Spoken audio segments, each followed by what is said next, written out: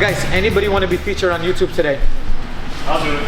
Chris? Alright, Chris is on YouTube. Alright, guys, so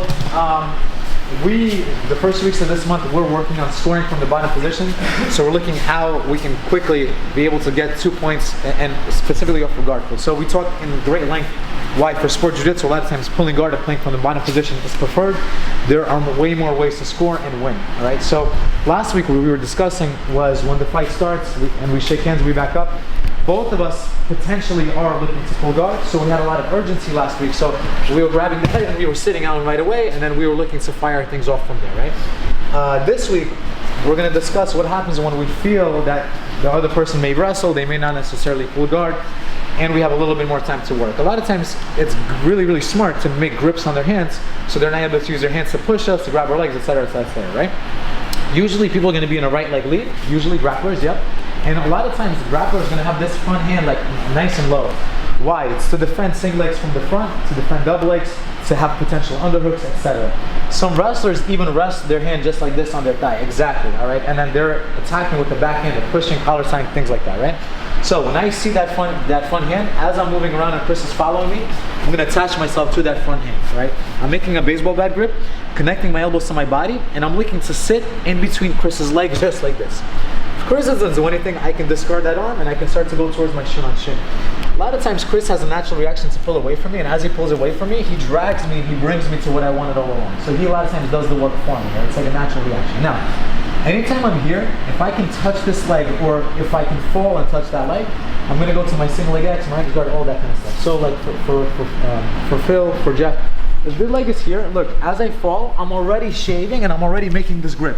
I'm never letting go of that leg the whole time, right?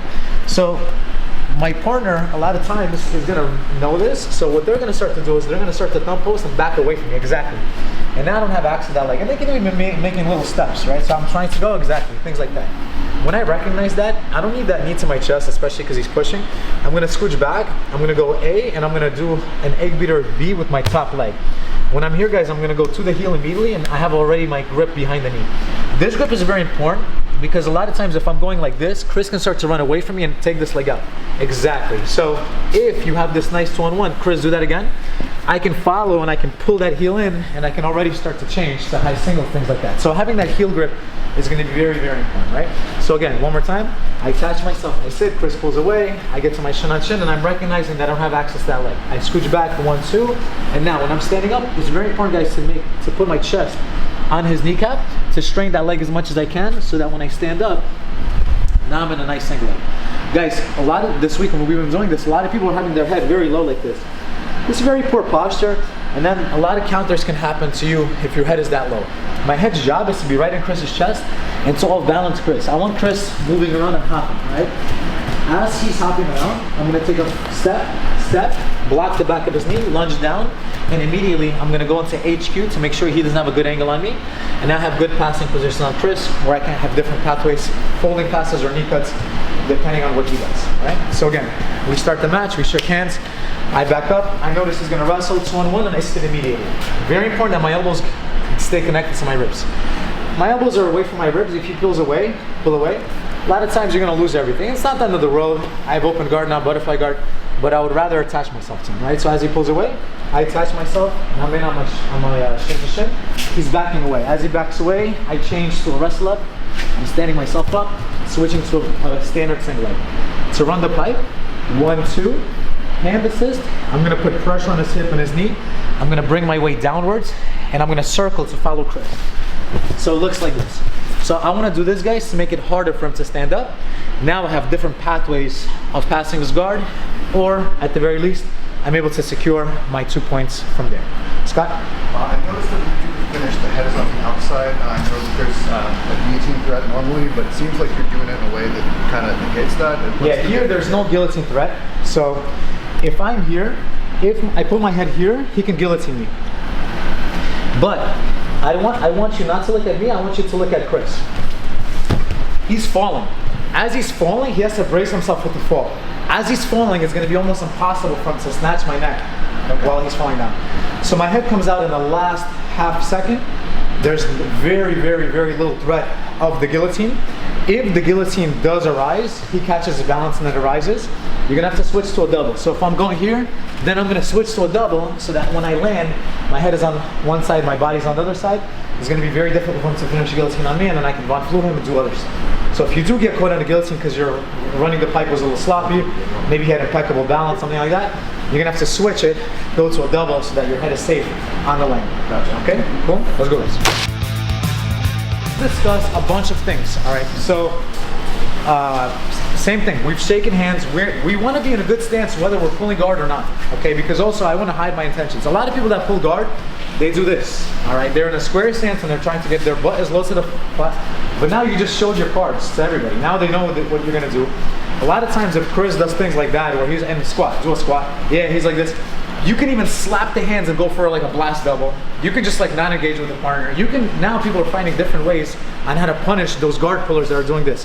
So be in a good stance regardless, show a little fake, and then he's not ready to now be able to pull, and now he backs away, he goes to the shin on shin. All right, when I'm in the shin on shin, guys, Brian, I have my shin right over here, right? Now he's doing a thumb post and he's backing away. Look, I don't want to be on both butt cheeks, all right? I want to be a little bit sideways, Brian, because now look, this foot fits here. But you see I'm like a little bit sideways? I'm not on both butt cheeks. If I'm on both butt cheeks, like this leg is stuck. If I'm on this butt cheek, this leg becomes light so I can circle it out and now immediately go to his heel. Some of us were standing up from here. Jeff, not Jeff, Jay. Yes. You can stand up from here, but like this leg is kind of caught, all right? And since I'm here, Chris can even back step into my legs and go into saddle and stuff like that. Like there's a lot of things that he can do by me having my leg there. But guess what? This is not the theme of today's class, but if I take this leg out, look, I have really cool abilities to go into his legs myself since I have a free leg, all right? My leg is no longer in between his legs. More things are gonna open up if you take both of your legs out, all right? So again, I'm in my shin on shin, he's backing away, all right? I go one, look at my hip, this hip is up, bop, and immediately I'm rocking up onto my shin, all right? Once I'm here, I'm standing myself all the way up. I want to make sure that Chris is all balanced, and when I'm ready, I take him down and I cut across to make sure I'm in the same line as him. If his knee is facing this way, I'm gonna go towards his wrist, I'm gonna go towards the small of his back, and I'm gonna look to fold his legs and start to go into good passing positions here. A lot of times, Chris is going to square up with me, and as he squares up with me, I hit a nice knee cut on the opposite side. This is very different than if he's standing, and I already have that, I take my legs out. If I finish in front of him like this. Now, since he's a little bit on the side, it's gonna be easier for him to stand up and not accept this position. Exactly, and now, it's also gonna be harder for me to knee cut because I'm gonna hit his knee, I'm gonna hit his foot, I'm gonna hit a lot of things. So make sure you get to HQ, and then you have those passing positions. Now, let's discuss what's gonna a lot of times happen when the person feels that you're about to wrestle up on them. They're gonna put their weight into you, right? So, when I'm here, Chris is backing away, he's backing away, he's backing away. I switch my feet, but now Chris knows that if he has his weight on his heels, then I'm gonna stand up, I'm gonna look to wrestle. So Chris is gonna start to come at me a little bit. So now look, and step that leg back, Chris. Like closer to, exactly.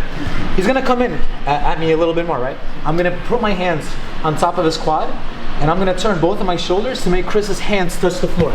Once the hands touch the floor, same thing. I'm gonna snatch my single, we're both gonna stand up. Stand up, stand up, stand up. He's gonna face me, and now I'm in that same exact territory. So when Chris is doing it to me, right?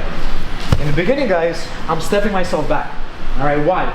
A lot of times I'm gonna grab the ankle, I'm gonna look to disconnect. A lot of times I wanna create some space to pull my foot back in, to go back for knee cuts, etc., right? But as soon as Chris puts this leg inside, takes this leg out, pause. I'm not gonna start to lunge from this posture where this leg is kind of lost, right?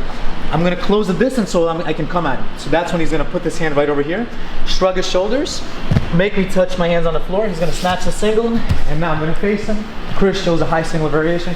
He can now look to take me down with that. So we're going to the same single leg, but now when the person puts their weight back on us to defend our wrestle up, we're gonna occupy their hands on the floor occupied, legs become light, we stand up, and we go back to the same original plan, all right? Same finish, same everything. Let's give it a try, all right?